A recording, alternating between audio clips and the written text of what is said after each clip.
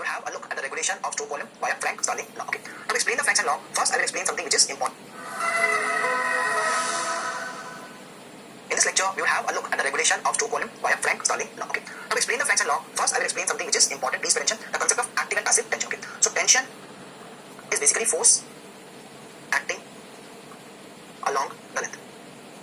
So force acting along the length of fiber is called as the tension. So what is tension? Force acting. Let's example. We take this fiber. It is having right now low tension. Now it has a high tension. It becomes very tight. This tightness because of force acting is called what? It is called as the tension. So force acting along. For example, take a rope and hang a 1 kg weight with the rope. So it will have a tension. Let's say it is 1 meter. So it will have a tension of how much? 1 kg per meter. So the tension equal to 1 kg meter is the tension. So that is what the tension is. It is force acting along the length. Okay. Fine.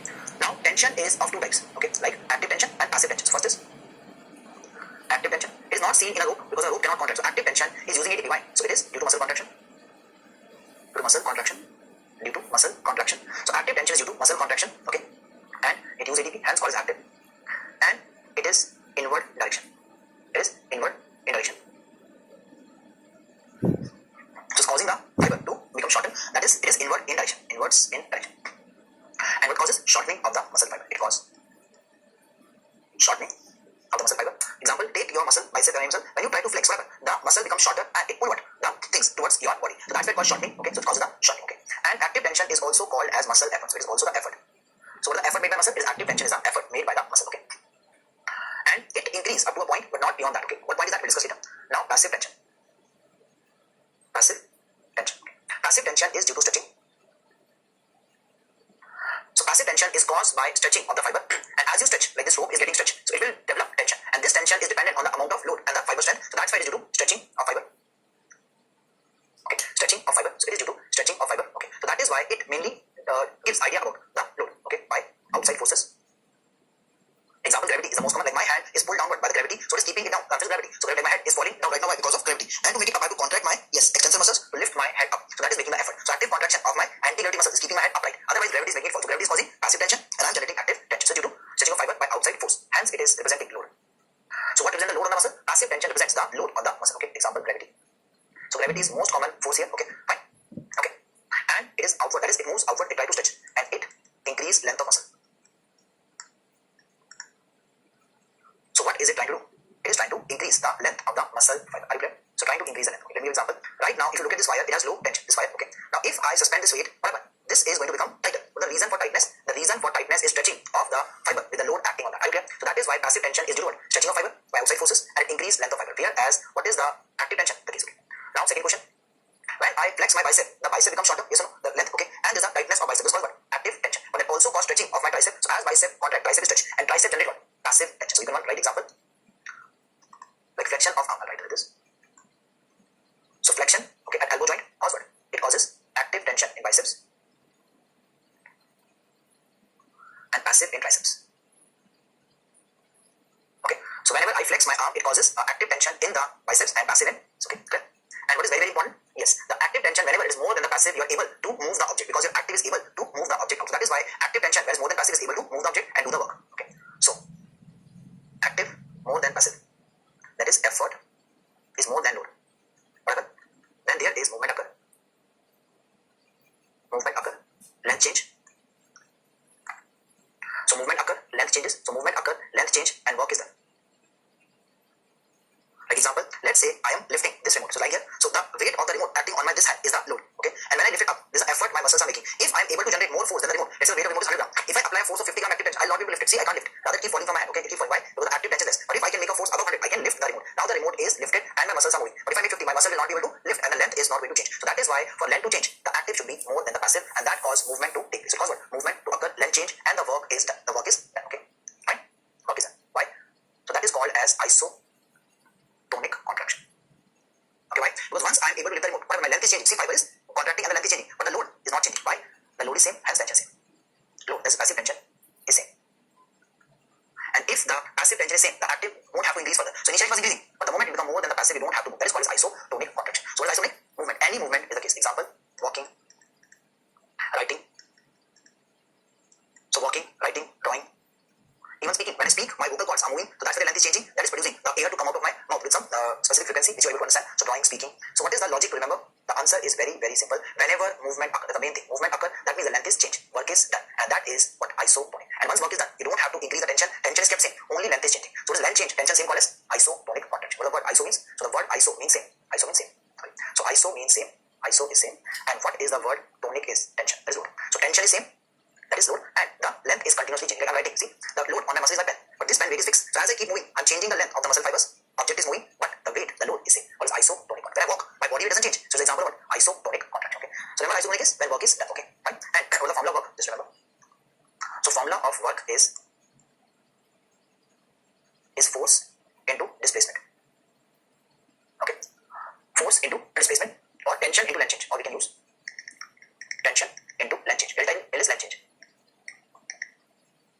Delta L. So tension is same, but length is changing. So hence there is a constant work done in case of isotonic contraction. Okay. In case you are not able to generate sufficient enough, what phenomena? If we are not able to generate sufficient active tension, like example, this is 100 gram, but if I only generate force of 90 gram, I will not be able to lift it. So what happens? I will not be able to move. So that is why my length will not change. I will keep applying effort, but I am not able to move. Or if I try to push, let's say a wall, I apply force C, I try to push this, let's say. Now this hypothetical wall I am pushing, what happens? It is not being pushed because the weight is very high. It's tons in force, and I am applying just few kgs. So I am not able to push the wall. So that is why the length won't change, and my muscles are contracting. So tension keep rising, it changes, but length won't change. So if active, that is effort, is less than passive, that is effort is weaker than load, but no movement. So that's why there is no movement, no length change, hence no work done. Why? Well, the formula is what? Tension into this. If it is length and tension, the work will be zero. So that's why as the tension is positive, but work done is zero because the length change is zero. There is no work done. Okay. Example: pushing against wall. So pushing against the wall is example of what phenomena? It is example of active tension, not more than passive, resulting in failure to move the object. So you are contracting but unable to move. So length will not change. Is it clear now? So that is the example of what? Isometric contraction. So isometric contraction. What is iso here? Same. The length is same. So there is no length change. So that is isometric. Iso means same, metric is length. So iso is same, metric is length. So that is called as the isometric contraction. So isometric contraction is the term. Clear? So if you are unable to move the object, it is isometric. If you can move the object, easy thing, okay? No movement, isometric. Movement, isotonic. So that's why if I am doing any activity, contraction takes place. But whether it is able to move or not move, that is decided by what? Yes, isometric or depends on what? Movement, okay? And that depends on load. A heavy load like a wall, you cannot push it. So it will remain isometric to work, okay? And what can become isotonic? If my force generated by body is more than the load, I can move the object. Now it become what? Yes, it becomes isotonic. So that means simply when I, let's say, try to lift this table, okay, or push the wall or something. So when I, let's say there's a book, I'm trying to lift the book, whatever. As I try to lift the book, initially the load is pushing me down. But if I can generate more force in my hand, I'm able to move the book up. So I'm doing a work done by moving the book. But if I can't lift the book or the object, I will remain isometric. So in short, everything in the beginning is what? Isometric. But if you are able to move the object, change the length, it becomes isotonic. Right? All contractions begin as isometric. All contractions begin as isometric. But if length change, that is movement occur, they become isotonic contraction. They become isometric to isotonic. Okay. So that means everything starts as isometric. And a point comes where the active tension is so high it is able to change the length, and now it is called as isotonic contraction. Example: when heart start to contract, initially what happens? The pressure in the aorta is very high, so despite making high tension force, you're not able to inject the blood. So length of the fiber won't change. This is isovolumetric contraction. Remember, it is same as isometric. And now you're able to eject. What happens? You're able to push the blood. So now what happens? The fiber length is able to change. So that is why for the first period in the ventricular systole, isovolumetric, and then the movement of the blood occur. That is like the isotonic phase. So for the first period in systole also, this example in systole, first isovolumetric period, isovolumetric contraction. Then, if ventricular pressure. So what is ventricular pressure equal to? It is equal to what? Active tension. Or effort is more than what? Aortic pressure. That is like the passive tension because it is not produced by the ventricle, it is produced by what? Aorta. So it's passive tension or load. So now the load is less than your effort. So you will push. Yes. What happens? Yes. The ejection occur. The semi-lunar open and ejection occur. What happens in ejection? Volume, there is length change. Volume length, the same thing. Fiber. See, this right now the length of the paper. If I fold, it becomes 3D chamber. And now we don't use the word volume. We use the term, the volume of this paper wall. Okay. So that's why what is the first thing? Remember, it is length. Right now the fiber is having length. If I rotate the fiber and make it a chamber, it becomes volume. So that is why ejection occur. And what happens? Volume. That is length changes. That is isotonic. So that means technically in every contraction you see always start as what? Isometric and can become isotonic if the active tension is more than the passive tension. But if there is very high pressure aorta, why? Because of hypertension, ventricle can fail to pump the blood. So that is why it will not become isometric to isotonic, it will remain isometric and fail to pump the blood. So that is occurring in case of HOCM etc. where the pumping can fail also. Okay. So failure can occur is so high that you're unable to overcome it and eject the blood out. Okay. Right?